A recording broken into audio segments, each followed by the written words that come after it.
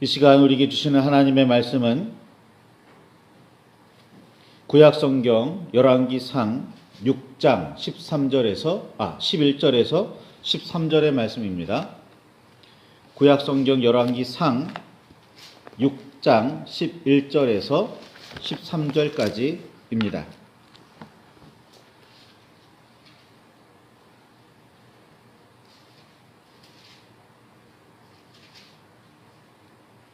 찾으셨으면 우리 함께 한 목소리로 말씀을 봉독하시겠습니다. 여호와의 말씀이 솔로몬에게 임하여 이르시되 내가 지금 이 성전을 건축하니 내가 만일 법도를 따르며 내 율례를 행하여 내 모든 계명을 지켜 그대로 행하면 내가 내 아버지 다윗에게 한 말을 내게 확실히 이룰 것이요 내가 또한 이스라엘 자손 가운데 거하며 내 백성 이스라엘을 버리지 아니하리라 하셨더라. 아멘. 주님 우리의 마음을 여시어 말씀을 깨닫게 하옵소서. 아멘. 주님의 사랑과 그 크신 은혜가 저와 여러분 안에 가득하기를 소망합니다. 온 이스라엘의 왕이 된 후에 다윗은 그때까지 여부스 사람이 차지하고 있던 예루살렘을 점령했습니다. 그리고 그 중에 시온성을 다윗성이라 이름을 바꾸고는 정치적 중심지로 만들었습니다. 이스라엘 백성들이 가나안에 정착한 이후로 다윗 때가 될 때까지 400여 년 가까이 여부스성 예루살렘성을 점령하지 못하고 있었는데 그때야 다윗이 점령했고 그 중에 시온성을 다윗성이라고 이름을 바꾸어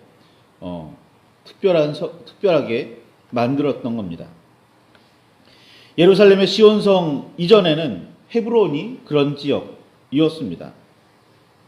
다윗 이전에는 길갈이었습니다. 그러니까 정치적인 중심지로 활용되었던 지역이라는 겁니다.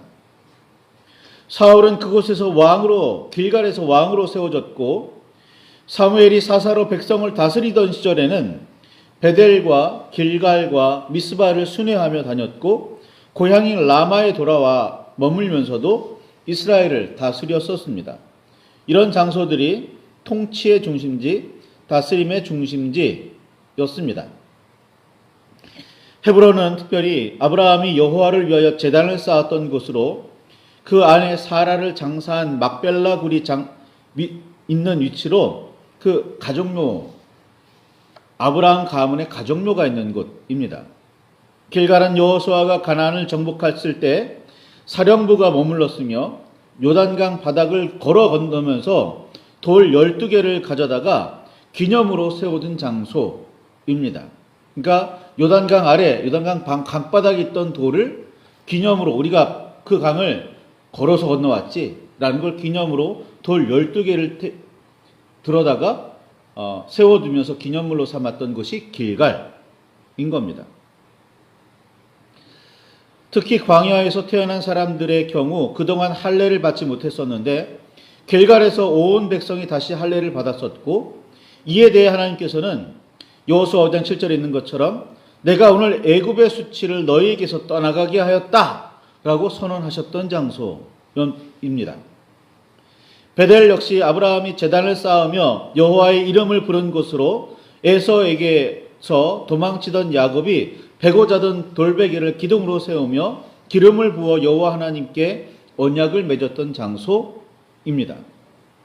후에 야곱은 이곳에 제단을 쌓으며 환난 날에 응답하신 하나님을 기리며 이방 신상들을 모두 버려 자신을 정결하게 했던 장소이기도 했습니다. 미스바는 야곱과 라반이 서로 침략하지 말자는 언약을 맺었던 장소로 사무엘이 이스라엘 온 백성을 모아놓고 이방 신들을 모두 제거해버리며 회개하게 하고 또 오직 여호와만을 섬기겠다고 다짐하게 했던 장소입니다. 사무엘 시대의 이 틈을 타고 쳐들어온 블레셋 사람들을 물리친 후에는 여기까지 여호와께서 도우셨다며 돌을 세워 에벤 에셀이라 이름 지으며 기념한 장소, 그곳이 바로 미스바이기도 했습니다. 그러므로 이런 장소들에서 지도자로 세워지거나 왕으로 추대되면 여호와 하나님이나 조상들에게 이를 알리고 인정받았다는 의미가 있습니다. 헤브론이나 길갈, 베델, 미스바 등등은 하나님과의 언약이 이스라엘 백성에게 여전히 이어지고 있음을 떠올리는 장소들이기도 했고, 환난 날에 응답하시는 하나님과 도우시고 승리하게 하시는 여호와에 대한 기억이기도 했습니다. 이것들에서 회개하며 여호와 하나님만을 섬기겠다고 다짐했던 기억을 떠올리며 다시금 자신을 새롭게 했습니다. 하나님의 도우심과 그에 따른 승리를 소원하기도 했습니다. 그러니 이런 장소들이 다스림의 중심지가 되었던 이유는 단지 정치적인 이유만은 아니었습니다. 여호와 하나님에 대해 흐트러졌던 믿음과 섬김을 정리하여 다시 제대로 갖추는 의미가 더 컸습니다. 정치적 다스림의 중심지이기 이전에 여호와 하나님을 섬기고 믿음을 회복하는 신앙적 중심지이기도 했습니다. 새롭게 점령해 정치적 중심지로 만든 예루살렘의 다윗성에서 하나님의 궤를 모셔드리려고 그렇게 힘썼던 다윗은 단지 다스림의 중심지가 아니라 여호와 하나님을 섬기는 중심지가 되기를 바라고 있었습니다.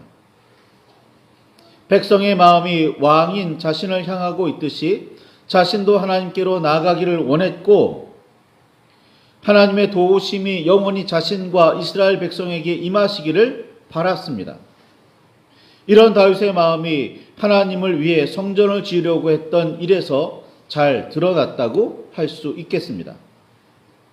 그러나 그렇게 성전을 지으려고 하는 다윗에게 하나님께서는 사무엘 하 7장 5절에 있는 것처럼 네가 나를 위하여서 내가 살 집을 건축하겠느냐?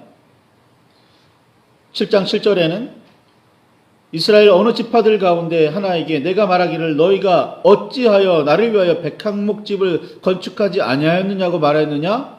라고 다윗에게 말씀하십니다. 사실 우주 전부보다 더 크신 분이 하나님이십니다. 그런 분이 머물 집을 짓는다면 어떻게 지어야 하겠습니까?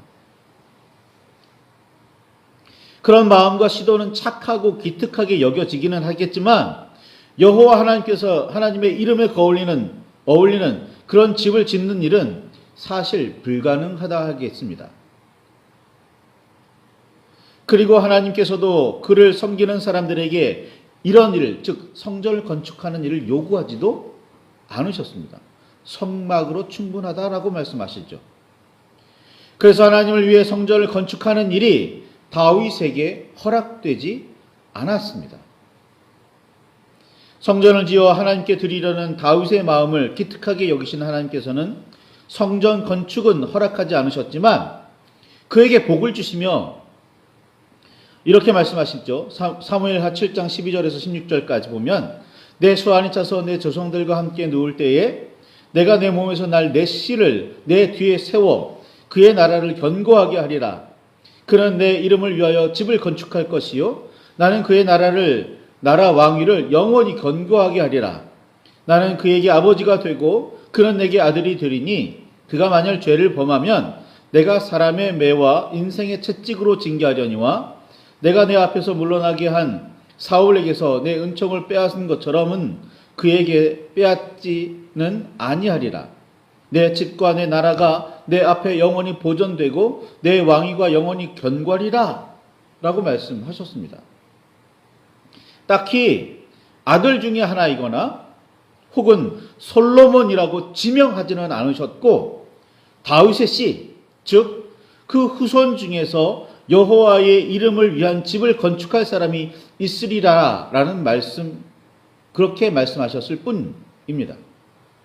더구나 비록 다윗의 후손이 성전을 짓는 놀라운 일을 이루더라도 그가 만일 죄를 범하면 사람의 매와 인생의 채찍으로 징계하시겠다고 말씀하셨습니다.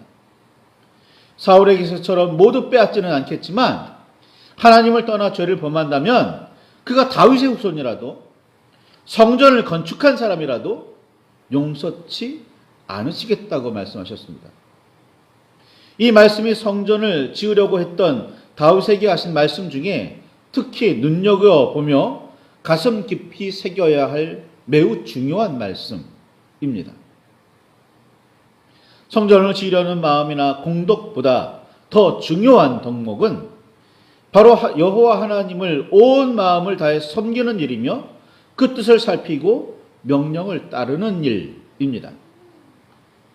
매우 대단한 공덕을 쌓더라도 온 마음을 다해 섬기지 않거나 여호와 하나님의 뜻을 저버리면 그리고 명령을 따르지 않으면 공덕은 아무런 가치나 소용이 없습니다. 하나님께서는 다윗에게 이 부분을 분명하게 말씀하셨습니다. 좋은 일인지 다윗의 뒤를 이어 왕이 된 솔로몬이 아버지의 염원을 이어받아 성전을 지으려고 했고 하나님께 아뢰거나 허락받지 않은 상태에서 건축을 준비했습니다. 성경을 자세히 읽어보면 성전을 건축하기 이전에 솔로몬이 하나님께 다윗처럼 성전을 건축해도 되겠습니까? 라고 여쭙는 장면 등장하지 않아요. 하나님께서 허락하시는 장면도 등장하지 않습니다.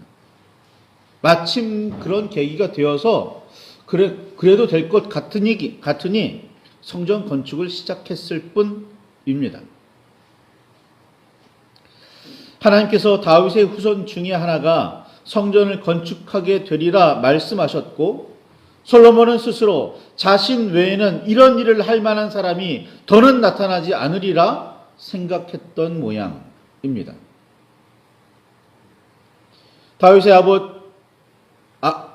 솔로몬의 아버지 다윗이 성전을 건축하라는 유언도 남기지 않았습니다.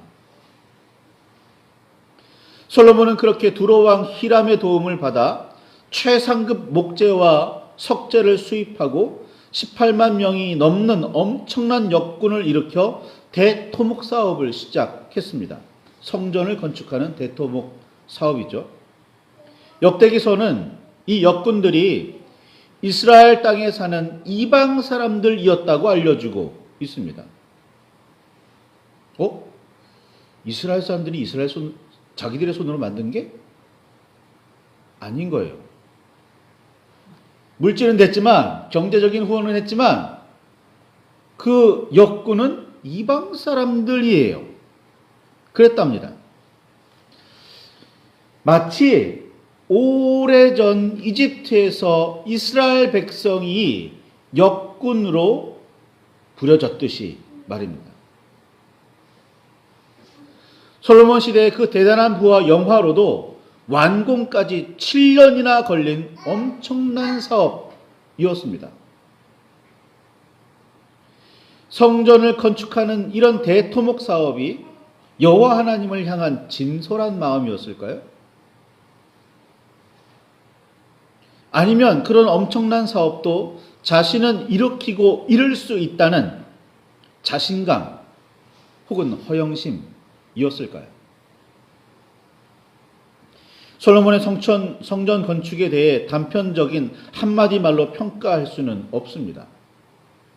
이스라엘 자손이 이집트 땅에서 나온 지 430년에 성전 건축이 시작되었다고 열왕기상 6장 1절에는 기록하고 있습니다.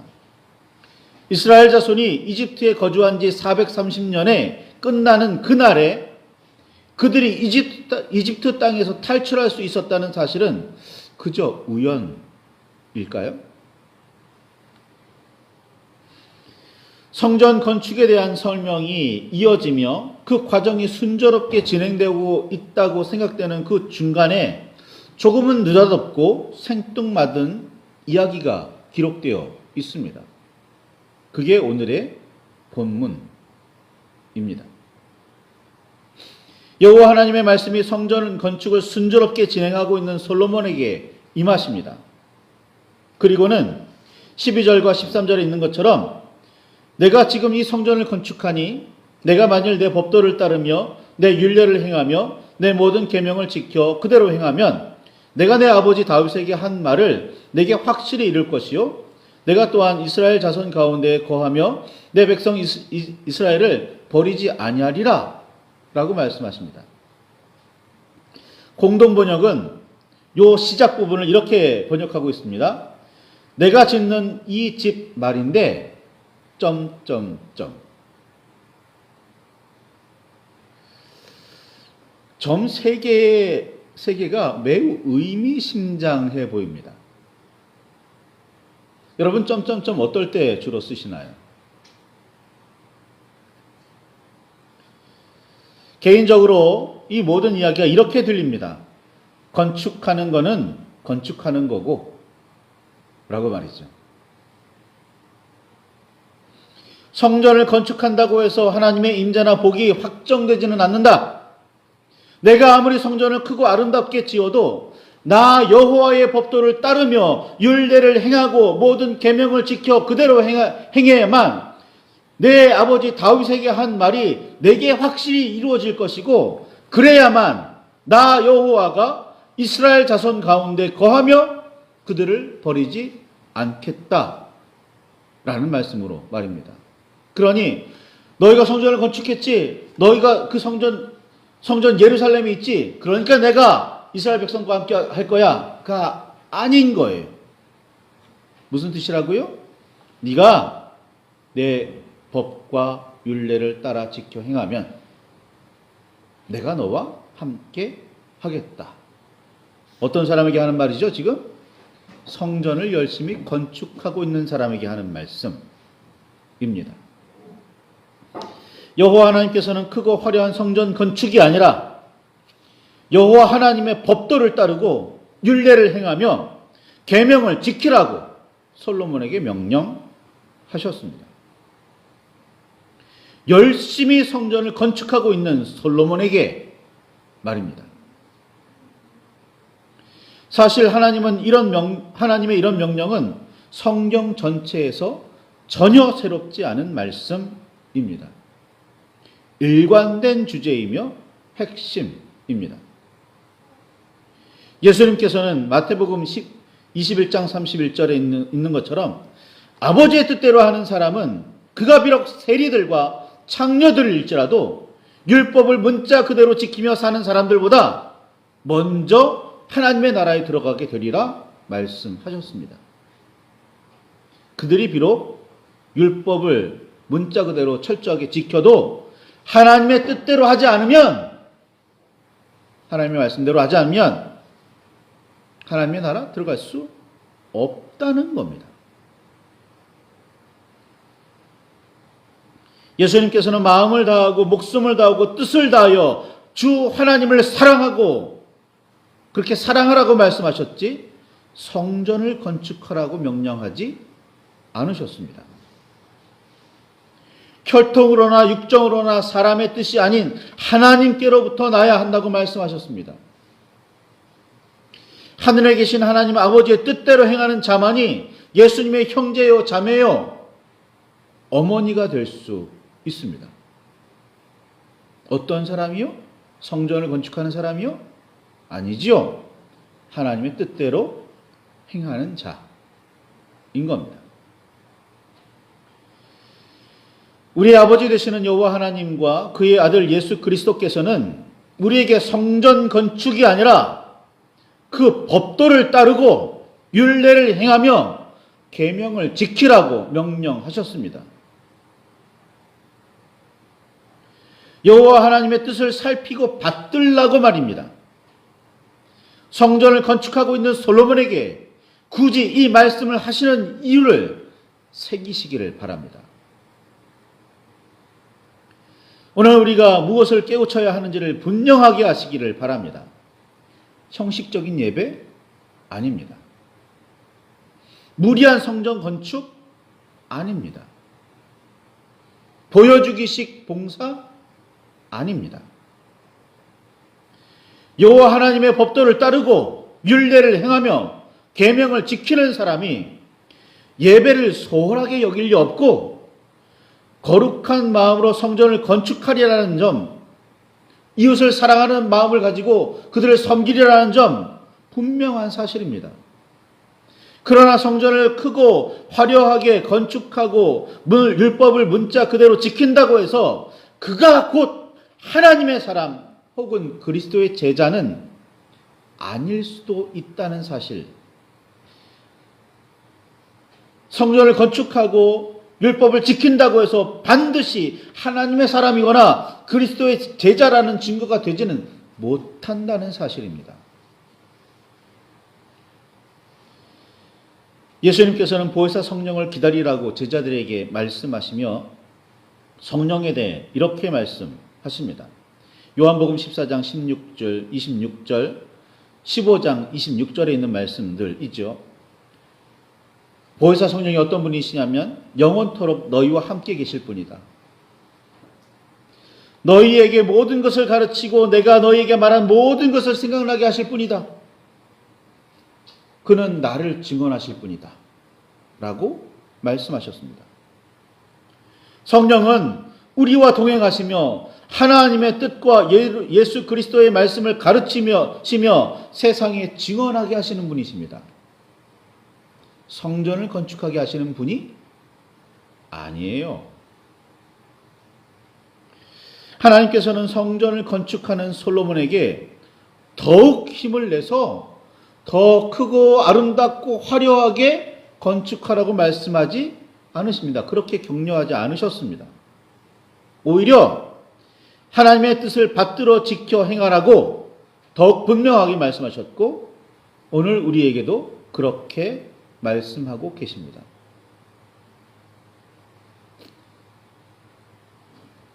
조금은 뭐 어떤 일이 있어서 무슨 일이 있어서 예배에 빠질 수도 있습니다. 성전 건축에 참여하지 못할 수도 있어요. 경제적인 상황이 안 되거나 어떤 이유가 있어서. 중요한 건 뭐냐면 하나님의 뜻대로 살아가는 거예요. 하나님께서 하신 명령을 받드는 겁니다. 그대로 하나님을 사랑하고 이웃을 사랑하는 거예요. 이게 중요한 겁니다. 성전을 열심히 건축하고 있는 솔로몬에게 하나님께서 하신 말씀입니다. 오늘을 살아가는 우리에게 하시는 말씀입니다. 하나님의 뜻대로 살아라. 그 계명과 율례를 잊지 말아라. 하나님께서 말씀하시니 그 핵심이 무엇인지를 분명하게 알아라. 라고 말이죠. 말씀을 붙들고 깊이 묵상하시며 기도하실 수 있기를 바랍니다. 결단하시기를 바랍니다. 하나님의 뜻대로 살고 있는지, 하나님의 말씀대로 살려고 하는지, 그래서 하나님께서 기뻐하시는 열매를 맺고 있든지 말입니다. 말씀을 붙들고 묵상과 기도를 하시기를 바랍니다.